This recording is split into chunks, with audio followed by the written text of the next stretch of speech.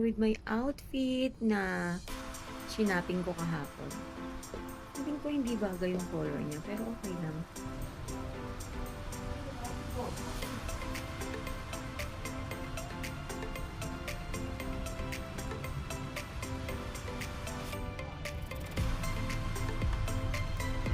Hello. Apa? Vietnam Hanoi. Okay. Ngọc Sơn Trà. Việt Nam biết ngũ phúc lâm môn. Việt Nam biết ngũ phúc lâm môn. Ano? Yung loob ng temple. Pwede naman sigurong pumasok.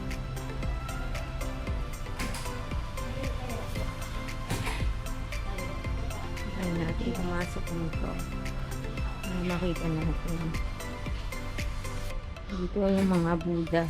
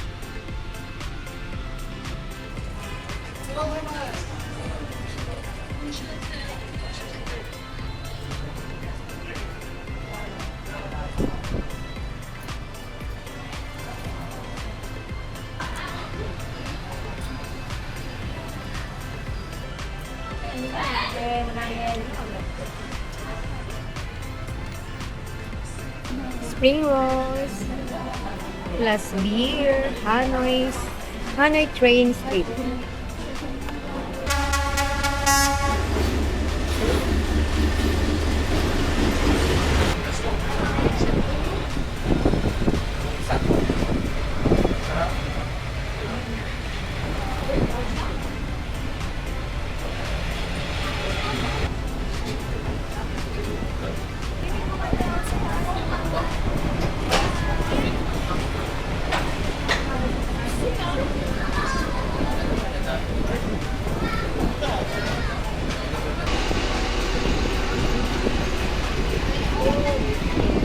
Na pag uwi ko, tulog ako.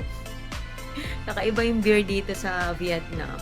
Parang may pampatulog. Hindi mo talaga makokontrol yung antok mo. Ewan ko lang sa iba or baka sanayan lang talaga. So guys, ngayon, gusto ko lang maglakad-lakad kaya pagising ko, naligo ako, nag-ayos ako. So pang-rugged muna ang ating formahan ngayon. Ayan, pants, rubber shoes. Kanina pang pang pabebe girl eh. So ngayon pang muna tayo, pang rugged. Medyo mahabang yung karat na naman ito. Hi guys, nandito na tayo sa labas. Bali, dadaan ako dito sa may bus lines. Tatanong ko kung dyan ba kukuha ng ticket para sa bus papunta ng Sapa bukas. Tawid muna tayo dito. Ayan, papakita ko sa inyo kung saan. Eto. Yan, Sapa. Kung magkano. Hi guys, andito na ako. Kakain ako ng banh tsaka ng salted coffee. Yan.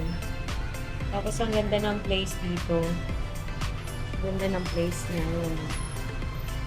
Tapos meron pa siyang old na piano. Tapos pag lumakad ka dito sa labas, makikita mo. Ito na agad.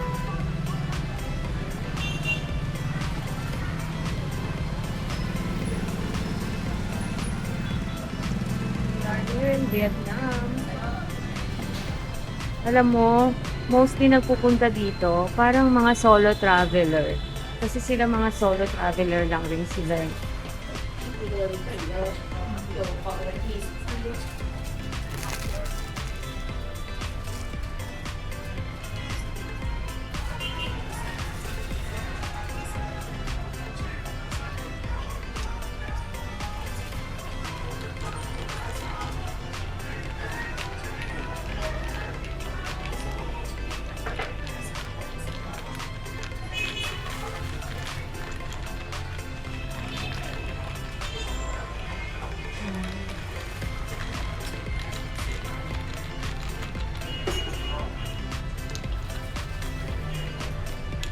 Galing ng mga Vietnam magawa ng coffee.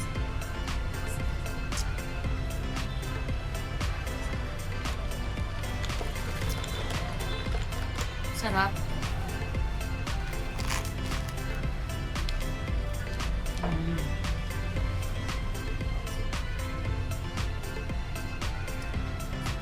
Grabe, nilalamig talaga ako. Ginawa ko, inopen ko lang muna yung balcony doon para lumabas yung lamig ng aircon kasi kanina ko pa siya siniset ng mas mababang temperature. Nalamig ako, guys. Hindi ko alam paano ako magsisimula.